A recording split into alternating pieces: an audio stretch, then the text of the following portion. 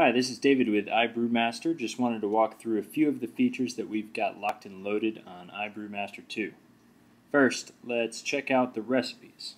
iBrewMaster comes with more than 600 recipes preloaded, including dozens of recipes from Northern Brewer. Whenever you see the NB symbol, you can select the recipe and visit the Northern Brewer website to order the kit or check out the recipe instructions. Pretty cool, right? Now, most of us like to develop our own recipes, and iBrewMaster definitely lets you do that. Just go to your personal recipes and hit New. From here, you can name the recipe and add your ingredients. So let's make an IPA here.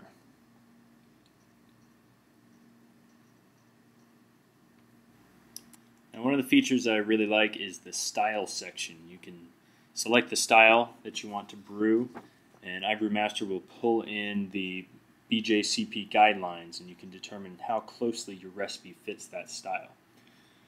So let's build this recipe real quick. We're going to do a 5-gallon batch. And let's add some 2-row barley malt from Breeze.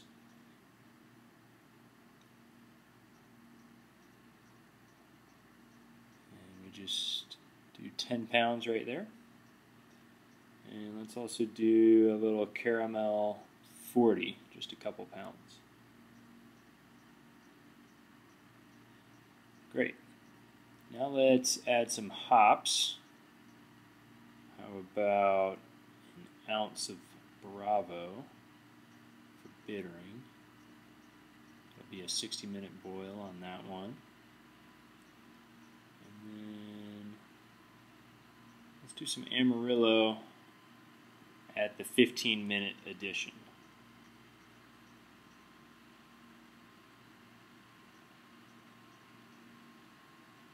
Good.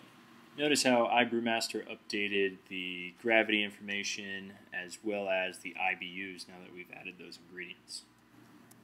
And we can see when we go back to the style guidelines that iBrewMaster shows we're pretty much right on the money for an IPA. A little heavy on the IBUs, but that's okay. Now let's add some good old American ale yeast. We'll do just 1 packet. And then for the mash section, for the mash procedures, we're going to add a medium body infusion mash with a batch sparge. Now notice how iBrewMaster automatically tells you how much water you need to use and at what temperature it should be for each of the mash steps. Okay, now let's add some fermentation procedures. We'll do a primary fermentation for 7 days, then a secondary, and then bottle condition for 14 days. Good. Now, iBrewMaster comes with over 500 grains, over 130 hops, and nearly 200 different kinds of yeast for you to choose from.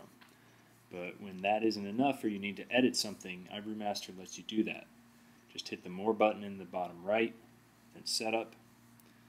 Now let's say we want to add a grain. Hit Grains and Adjuncts, and then New. And this is where you can add the name of your grain, the adjunct or malt extract, and all of its information. You can do the same thing for hops, yeasts, etc. But we'll get into how to do that with a later video. Now back to that recipe. After we build the recipe and we're ready to brew, go to the batch section, hit New, and then select the recipe that you want to brew. Notice that by changing the brew date, the schedule for all of the dates, fermentations, and bottling steps are updated accordingly. If you serve your beer early, just enter the actual serve date, and iBrewMaster will remove the estimated serve date from the schedule. Back to brewing our batch. iBrewMaster comes with built-in timers that guide you through the mash and the boil. Just hit the clock button and choose whether you want to run the mash timer or the boil timer. You can set the timer to match your mashing schedule, and by default the boil timer will remind you of your hop additions.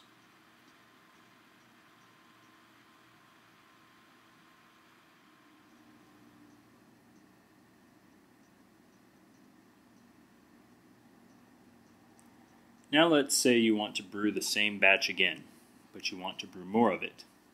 Go back to the batch and hit the Duplicate Batch button to make a copy of it. You can then change the size of the batch by a scaling factor. So if you want to double it, enter 2.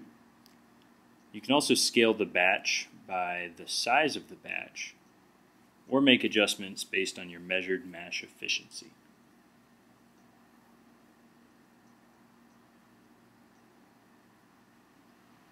So that should give you a good overview of iBrewMaster's main functions, including managing your recipes, your batches, and your home brewing schedule. Thanks for watching. Check back soon for another video, and happy brewing.